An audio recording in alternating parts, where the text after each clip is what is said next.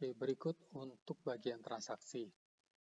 Untuk transaksi penerimaan dan pengeluaran, karena tadi untuk penjualan dan pembelian itu akan berada di tutorial untuk yang bersamaan dengan penjelasan masing-masing budidaya. Untuk penerimaan pengeluaran, saya akan menggunakan yang sudah ada isinya, agar lebih mudah memberikan gambaran untuk masing-masing kategori ya. Tapi untuk pengisiannya, perhatikan di sini sebagai contoh, untuk tanggal sama ya. Tanggal itu harus diisi dengan format tanggal. Dan setiap baris yang ada transaksinya itu harus diisi tanggal. Saya ambil contoh misalnya saya tulis 5 Januari 19. Saya bisa menulis seperti ini. Ya. Kalau saya tulis seperti ini munculnya seperti ini. Perhatikan di sini. Ya. Tapi kalau kita menulisnya 5 Januari 19, ini bukan format tanggal. Jadi di situ akan muncul merah ya, ada beberapa yang memunculkan merah, itu artinya formatnya bukan format tanggal. Ya, dan di sini juga terlihat ini teks. Jadi harus ditulis 5 Jan 19. Oke. Kemudian nomor tanda terima ini berkaitan dengan kwitansi. Ya, jadi kalau kita ingin mencetak, ini kita bisa milih nomor kwitansinya di sini. Terima dari ini juga hubungannya dengan kwitansi. Jadi kalau misalnya tidak ingin dicetak dalam kwitansi, dua ini boleh tidak diisi. Kemudian orean. Oreannya pengeluaran untuk apa? Misalnya pengeluarannya adalah untuk gaji karyawan. Ya, kita tulis oreannya gaji karyawan. Nilainya berapa? Misalnya 4 juta. Oke, diisi di bagian pengeluaran. Kemudian rekeningnya harus dipilih. Rekeningnya di sini ada beberapa pilihan ya. Misalnya tulis BCA di sini. Kemudian kategori laporan keuangannya apa? Nah, ini kategori laporan keuangannya kita bisa pilih, ini adalah beban gaji karyawan. Beban gaji karyawan. Ya. Kemudian setelah itu kita bisa isi apakah pelanggan atau supplier ya. Di sini ini ada yang muncul kolomnya, ada yang tidak muncul kolomnya. Ya, jadi ini karena ini sifatnya opsional. Kemudian ada kode aset. Kode aset ini berkaitan dengan kalau kita membeli dan itu masuk kategorinya aset. Ya. Ini cara pengisiannya dan sekarang saya akan jelaskan kategori masing-masing. Ini adalah contoh ya. Gaji karyawan, rekening, masuknya beban gaji karyawan. THR, kemudian kalau ada tunjangan kelahiran, beban tunjangan karyawan, ada beban gaji karyawan, ada beban tunjangan karyawan. Ya, ini nama-nama ini adalah berdasarkan nama yang diketik di daftar akun keuangan. Jadi teman-teman juga bisa merubah namanya ya. Untuk nama beban atau nama pendapatan atau yang memang bisa dirubah dan sesuai dengan peruntukannya, sama kategorinya lah ya. Oke, ini tunjangan. Di sini ada contoh-contoh yang teman bisa ikutin. Mungkin ini seperti mungkin di sini sudah ada saya kasih catatan ya. Transaksi berikutnya transaksi umum. Jadi di budidaya mungkin tidak semuanya ada gitu. Ya, tidak perlu diikuti karena ini contoh saya sengaja saya kasih umum. Jadi kalau memangnya teman-teman ada kategori yang masuk di situ, teman-teman tidak perlu repot lagi. Ini kategorinya apa ya? Bisa diikutin yang ada di sini. Ya, ini ada pembayaran asuransi, nanti seperti ini, pembayaran kelebihan, seperti ini. Perhatikan sih ada kasbon karyawan ya, kasbon. Cara pengeluarannya, kalau mengeluarkan adalah seperti ini. Ya. Nanti kalau nggak salah ada di bagian bawah, sama kasbon karyawan, kasbon operasional. Keluar kasbon operasional seperti ini nulisnya. Uang dikeluarkan. Kemudian uang masuk, uang terima, kasbon operasional. Nah, uang kasbon tadi sudah digunakan. Jadi ini uang yang keluar, uang yang masuk. Nah, ini uang yang digunakan dari kasbon. Ya. Ininya sama rekeningnya. Karena di sini di sebelah kiri tidak ada tulisan kasbon.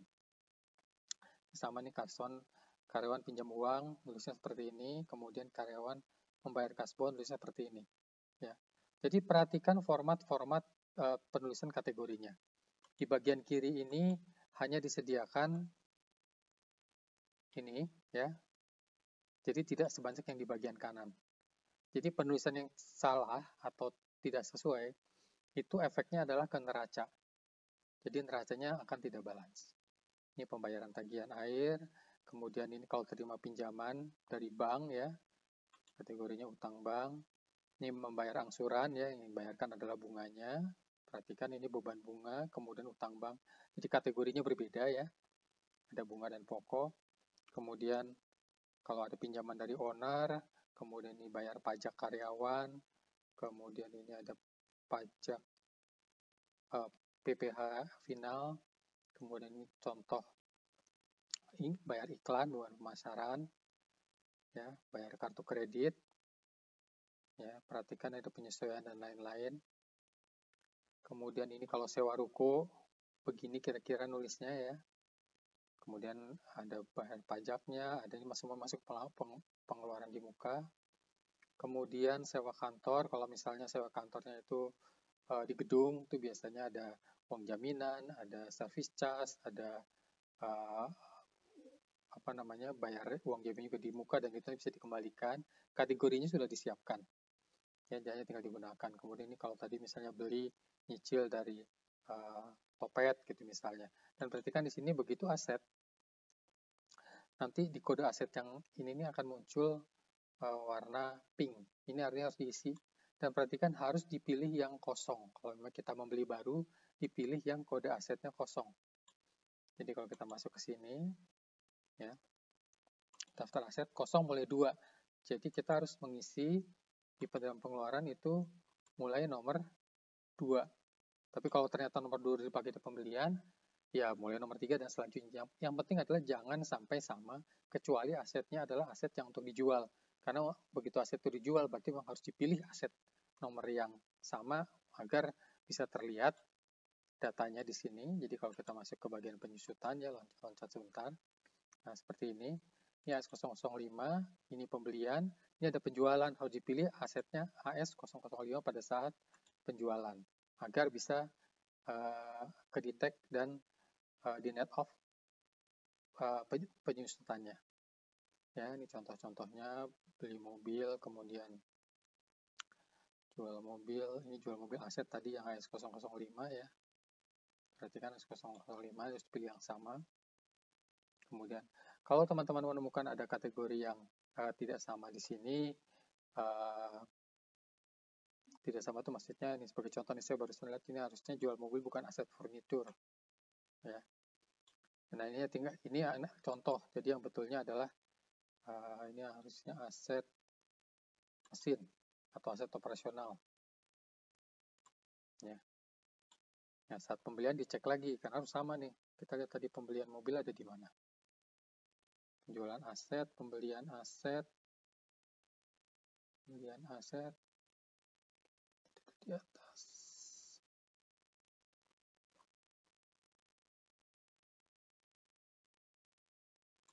Nah, kalau ke atas kan repot ya. Jadi sebenarnya paling mudah seperti ini, teman-teman. Jadi pilih di sini, kemudian kita masukkan filter. Nah, di sini kita bisa melihat. Nah, tadi aset 005. Ya. Nih. Jual mobil. Jadi di sini mestinya masuknya adalah aset kendaraan. Ini aset kendaraan. Ini hasil penyusutan aset kendaraan. Oke. Ini saya open lagi.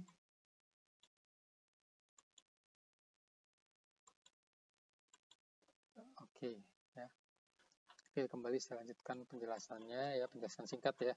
Nanti teman-teman bisa pelajarin sendiri di contoh filenya. Oke, tadi ini adalah salah satu contoh yang non tunai. Jadi pemilik tiga store modal dalam bentuk non tunai. Jadi di sini ada non tunai. Ini sifatnya sebagai bridging aja, bridging. Jadi dari modal pemilik nanti bisa langsung ke aset kendaraan dan nilai transaksi ini tidak muncul di bank. Sebenarnya bisa juga ini dikosongkan. Bisa. Hanya saja ini agar tidak membuat bingung, jadi teman-teman bisa memilih mau dikosongkan atau memilih non tunai. Kemudian dana operasional, minjam dana, kasbon. Oke, ini adalah contoh pembayaran piutang. Jadi misalnya ini tadi ada pelanggan ya, nah ini customer. Ini saya tulis pelanggan 2, ya anggap aja pelanggan. Kita cek tadi di daftar pelanggan yang punya utang awal apa? Pelanggan 4, 20 juta. Kita cek di piutang pelanggan 4, ini dia ada penambahan ya dari transaksi 929. Atau kita rubah saja biar tidak membingungkan ya. Ini pelanggan 2 yang ada utang ya. Kita cek lagi di sini di piutang pelanggan 20 juta pembayaran 2,5. Jadi kalau kita lihat ke penerimaan pengeluaran, ini 2,5-nya dari sini. Jadi kalau ada piutang di pelanggan, dibayarkan di tahun pembukuan, ditulisnya ada di penerimaan dan pengeluaran. Demikian juga untuk utang supplier. Itu untuk penerimaan dan pengeluaran. Kemudian ada transfer rekening internal. Ini lebih untuk membuat saldo masing-masing bank itu balance. Jadi misalnya ada uang yang dipindah dari BCA ke Mandiri, dari Mandiri ke BRI dan sebagainya. Ini ditulisnya di sini. Ya. Tinggal dipilih aja angkanya dari mana ke mana dan itu satu kali ya. Jadi nggak ditulis 2 kali, ditulis 1 kali saja. Bank Mandiri ke kas. Misalnya ini ya. Jadi nggak ditulis 2 kali kas terima nggak ditulis dan kemudian nggak ditulis di penerimaan dan pengeluaran. Jadi kalau antar bank hanya ditulisnya di sini. Kemudian penyusutan ya, penyusutan ini penyusutan akan mengambil data dari daftar aset dan penerimaan pengeluaran dan juga pembelian ya. Yang perlu diperhatikan di sini adalah kita bisa mengisi atau kita tidak bisa kosongkan. Masa manfaat itu penggunaan, kalau tidak kita isi, ini defaultnya adalah 8 tahun. Kemudian nilai buku juga kalau kita tidak isi, defaultnya adalah 0. Kita bisa isi misalnya beberapa persen, misalnya kita bisa 20% dari harga pembelian, 20%. Ya, kita bisa masukkan rumusnya sendiri dari pembelian, seperti ini ya. Kalau tidak mau isi, kita tinggal kosongkan. Kemudian di sini kita bisa isi, jadi kan kita udah lihat ada angkanya nih. Kalau misalnya kita isi 10 tahun, angkanya akan berubah. Tapi kalau kita tidak isi, kita kosongkan, dia akan mengambil parameter angka default sehingga nilai depresiasinya adalah berdasarkan angka default tadi. Itu untuk transaksi penerimaan pengeluaran, transfer rekening internal, dan penyusutan.